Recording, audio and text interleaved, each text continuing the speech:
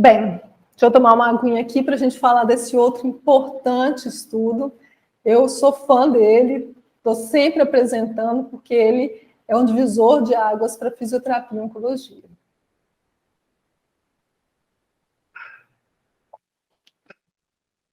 Recuperando o fôlego aqui. Então, o que foi a proposta desse estudo?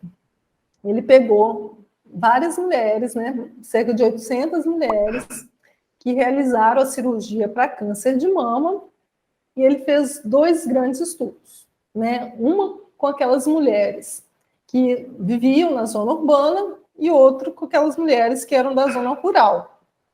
Que a ideia é oferecer uma prescrição de exercício para avaliar o efeito do exercício nessas sobreviventes do câncer, ou seja, passaram pelo tratamento com proposta de cura, que é a cirurgia, e a gente quer ver se praticar uma atividade física regular poderia contribuir em reduzir o risco de morte. Porque aqui, aqueles estudos que eu falei que são fortes evidências, que eu apresentei no início da aula, são baseados em estudos coorte, que é o desenho de estudo adequado para avaliar prognóstico, mas quando a gente tem um ensaio clínico randomizado, esse é o desenho de estudo ideal para validar aí o efeito de uma intervenção, inclusive no prognóstico. Então, esse foi um estudo que teve um acompanhamento de 8 anos das participantes e que realizaram a intervenção durante 8 meses.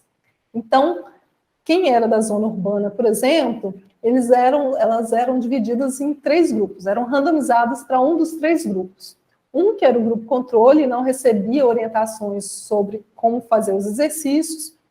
Um outro grupo que recebia as orientações para fazer o exercício, mas não tinha nenhuma sessão presencial. Então, elas apenas recebiam as orientações. E um terceiro grupo, que recebiam 16 sessões supervisionadas, orientando como fazer os exercícios, né, e tendo essa supervisão durante. Isso ao longo, e elas eram, então, tanto o grupo que fazia por conta própria, quanto o grupo supervisionado, eram orientados a fazer 180 minutos por semana de atividade física, de moderada intensidade, pelo menos 4 dias da semana. O grupo controle, se as mulheres resolvessem fazer exercício, poderiam, mas elas não eram incentivadas a isso. Então, por isso que é um estudo pragmático, é bem a realidade, né? A gente, às vezes, não orienta, a pessoa faz, às vezes, orienta, a pessoa não faz. Então, quem foi orientado, elas foram acompanhadas e foi se validando por telefone e incentivando para que elas continuassem a atividade física pelo menos ao longo de 8 meses, que é um período de acompanhamento próximo das pacientes. Mas houve aí um acompanhamento mais periódico, sem supervisão direta, ao longo de 8 anos. E olha os resultados desse estudo. Então, aqui nesse primeiro gráfico, a gente está visualizando a comparação entre o grupo que fez exercício comparado a não fazer, onde a gente tem aí uma diferença significativa em relação à mortalidade. Ou seja, quem fez exercício após o tratamento oncológico viveu mais tempo do que quem não fez.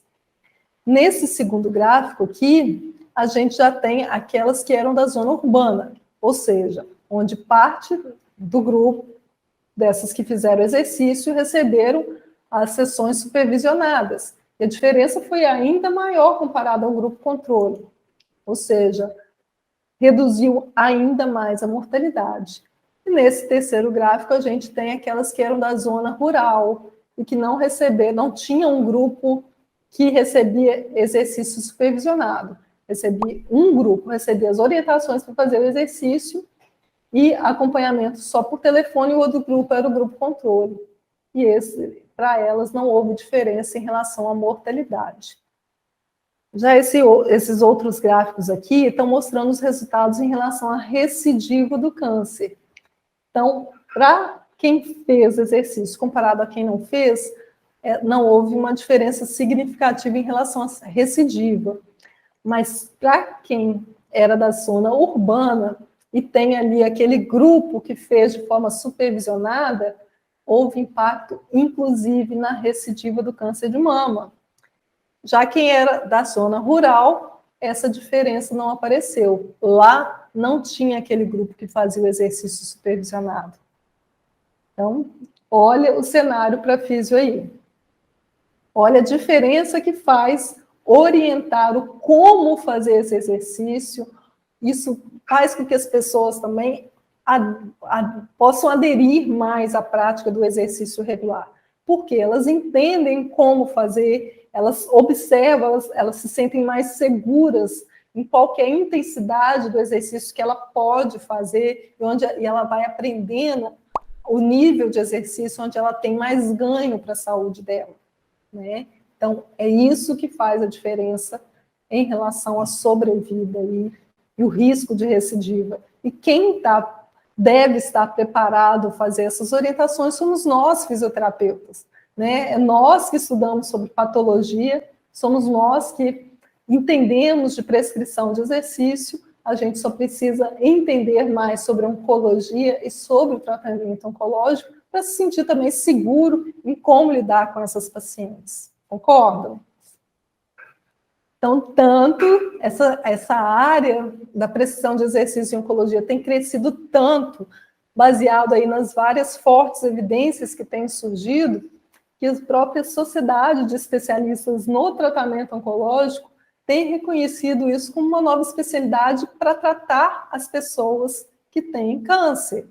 Olha o que diz aqui a Sociedade Espanhola de Oncologia Clínica. Ela diz que essa especialidade, né, oncologia do exercício oncológico, ele é um novo campo de tratamento do câncer com o objetivo de introdução adequada e racional de programas de exercício no gerenciamento geral de pacientes com câncer, para tirar aí esse proveito dos inúmeros benefícios associados à atividade física. Então, excelente campo para atuação da fisioterapia. Por quê? Quase todos os pacientes que recebem o diagnóstico de câncer devem fazer exercício e, preferencialmente, que sejam orientados a como fazer isso, né?